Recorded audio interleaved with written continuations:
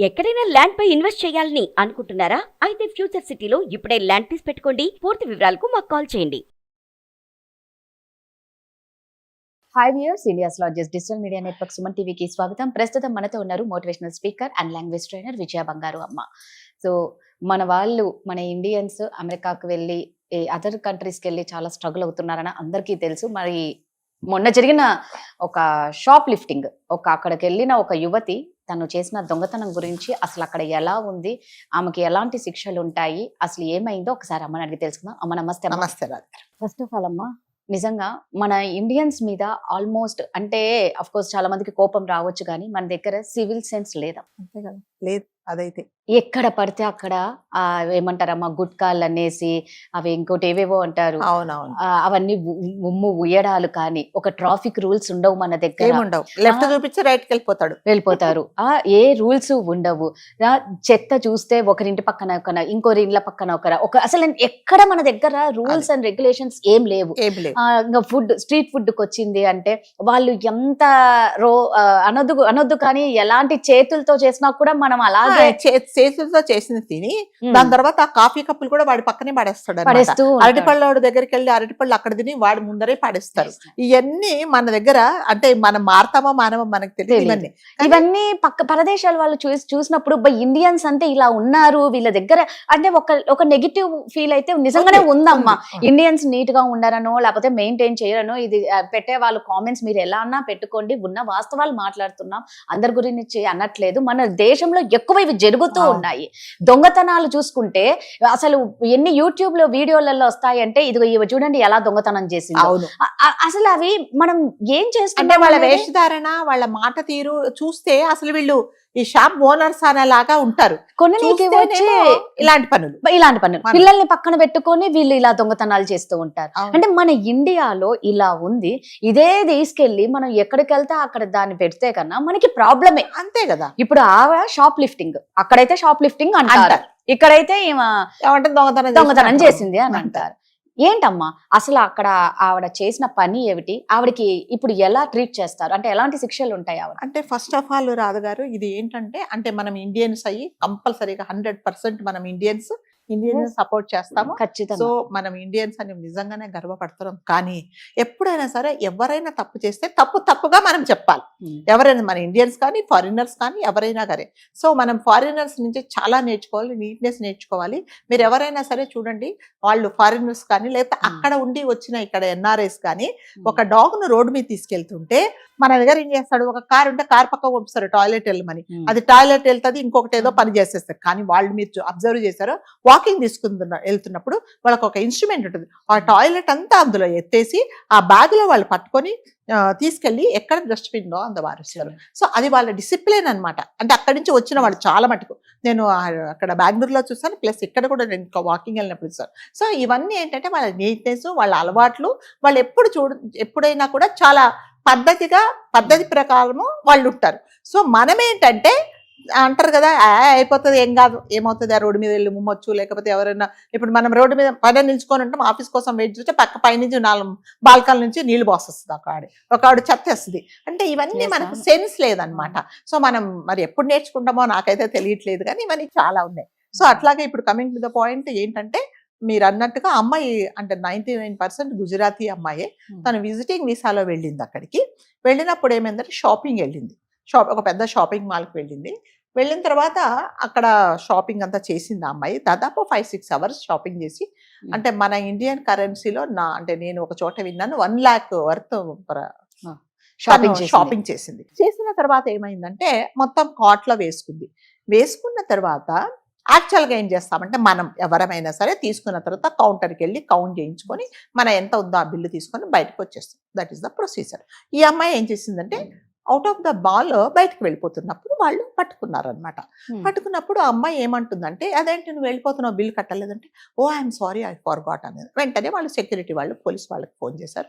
Police వాళ్ళు వచ్చిన తర్వాత వాళ్ళు అడిగారు, అంటే ఐఎమ్ సో సారీ, నేను I forgot, please excuse me, నేను కావాలంటే I will pay entire this what ever the stuff I have taken అని చెప్తుందనమాట. సో అదేంటంటే, నువ్వు తీసుకున్నప్పుడు నీకు అంత జాగ్రత్త లేకపోతే ఎలాగా? ఇప్పుడు ఇది ఇండియా కాదండి, ఇండియా అయితే అదే మీరు అదే అంటే అమ్మాయి చాలా అంటే నిజంగానే తను అడుక్కుండే తీరు, తను అపాలజీ చెప్పే తీరు నిజంగా మనకు కూడా ఒక రకంగా బాధది. పాపం కదా ఎక్కడి నుంచో పోయింది, ఏదో పొరపాటు చేసిందని. కానీ వాళ్ళకి పాపము అనేది ఉండదండి. వాళ్ళకు రూల్ అంటే రూలే అంతే.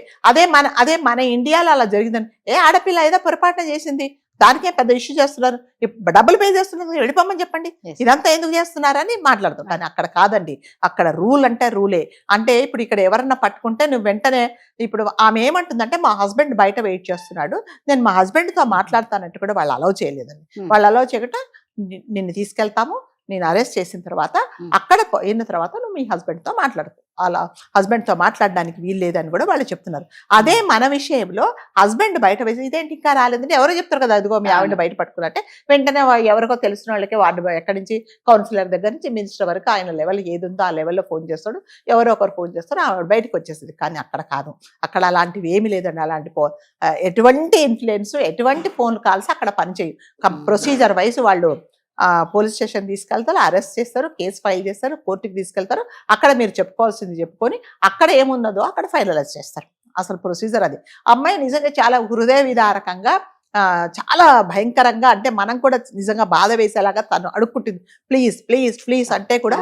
అంటే ఇంకొకటి వాళ్ళు ఎంత హ్యాండిల్ చేశారంటే, ఒక అమ్మాయి కదా అని చెప్పేసి, అంటే అమ్మాయి ఎవరితోనైనా కూడా పోలీసు వాళ్ళు అలాగే బిహేవ్ చేస్తారు అక్కడ.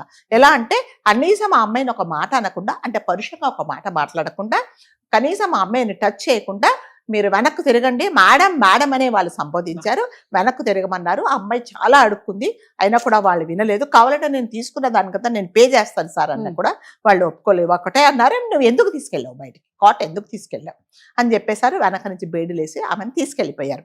అంటే ఇది ఇక్కడ మనం నేర్చుకోవాల్సిందంటే, ఎవరైనా సరేనండి మన కంట్రీ నుంచి, మన ఇండియా ఉండే రూల్స్ వేరు, రెగ్యులేషన్స్ వేరే, ఇక్కడ ఉండే ఇన్ఫ్లుయెన్స్ వేరే, ఇక్కడ ఉండే సింపతి అదేంటి బ్యాక్గ్రౌండ్ వేరే.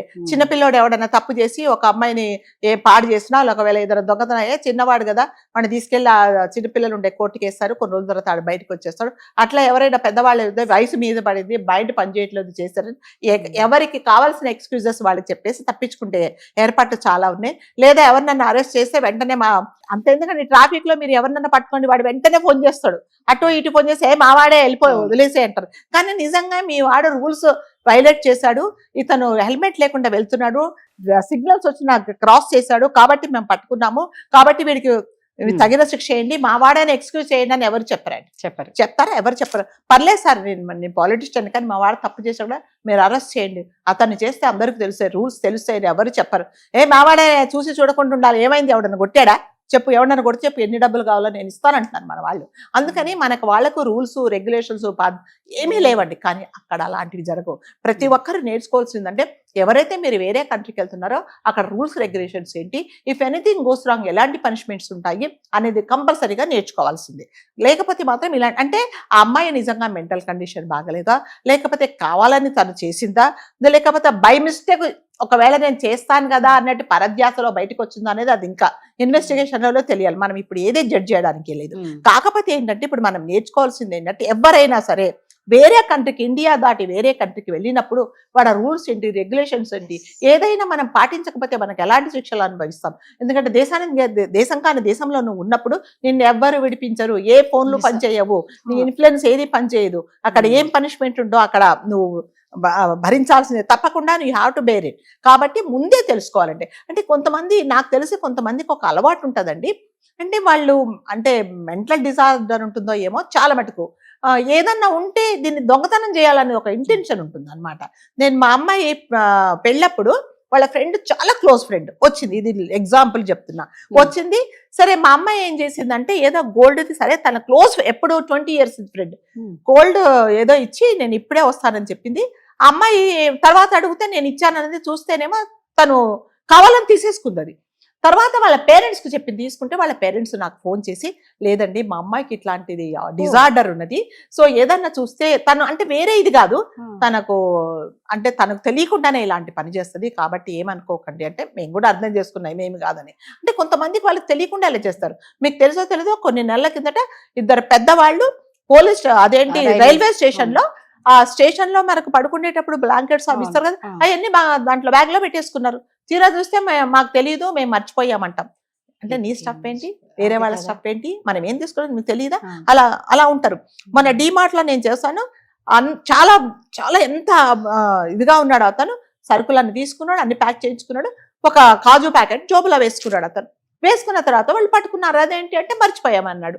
సరే ఇప్పుడు మన దగ్గర ఏంటి, ఏ పెద్ద ఆయన ఏదో మర్చిపోయింటాడు, ఇన్ని దొరుకున్నాడు, ఆయనకు అదొక ఒక 1000 రూపాయలు అది కాజులు ఏం తక్కువ, వదిలేయండి అంటే మన దగ్గర ఏంటంటే టేక్ ఇట్, ఏం లే అని చెప్పేసి వదిలేసాం. కానీ అట్లా కాదు. ఇప్పుడు ఇది చిన్నదే అక్కడ చేసినా కూడా మీరు you have to like punishment కంపల్సరీగా you have to bear the punishment. కాబట్టి ఎవరైనా సరే అక్కడికి వెళ్లే ముందు కంపల్సరీగా అలా అన్ని మనం ట్రంప్ గారిని అమెరికాను మనమేం సపోర్ట్ చేయట్లేదండి. అంటే ఇన్ జనరల్ గా ఏంటంటే మీకు అలాంటి మెంటాలిటీ ఉంటే, అలాంటి డిజార్డర్ ఉంటే కంపల్సరీగా మీరు చూయించుకోండి, లేదా నీకు సంబంధించిన కుటుంబ సభ్యులకు చెప్పి చేయించుకోండి.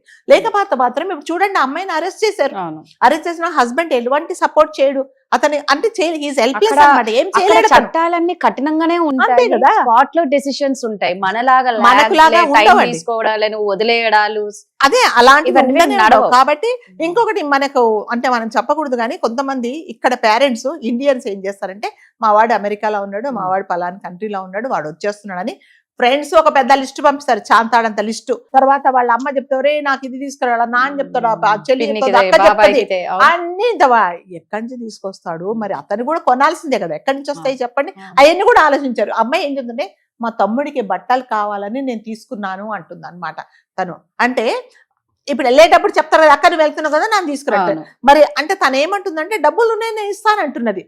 ఇప్పుడు ఆ అబ్బాయి అడిగాడని చెప్పి ఈమె చేసిందా, లేకపోతే డబ్బులు ఉండి కూడా మర్చిపోయిందా అనేది మళ్ళీ ఇన్వెస్టిగేషన్ లో తేలాల్సిందే. కాబట్టి ఎవరైనా సరే ఒక కంట్రీ నుంచి ఏ కంట్రీకి వెళ్ళినా కూడా ప్రతి ఒక్కరు అక్కడ రూల్స్ ఏంటి, రెగ్యులేషన్స్ ఏంటి, ట్రాఫిక్ రూల్స్ ఏంటి, దాని తర్వాత ఎయిర్పోర్ట్ దగ్గర వెళ్ళిన తర్వాత ఎలాంటి, ఒకవేళ మీరు బయటకు వెళ్తే ఎలా ఉండాలి అది కంపల్సరీగా తెలుసుకోవాలండి. లేకపోతే ఇలాంటి ఇబ్బందులు పడాల్సి వస్తున్నది. ఎస్, వాళ్ళు ట్రీట్ చేసింది మాత్రం నిజంగానే అది జెంటిల్ గా, చాలా చాలా జెంటిల్ గా ట్రీట్ చేశారు. అది ప్రూవ్ అయితే మాత్రం మరి ఎలాంటి శిక్షలు పడతాయో మనకైతే ఐడియా లేదు.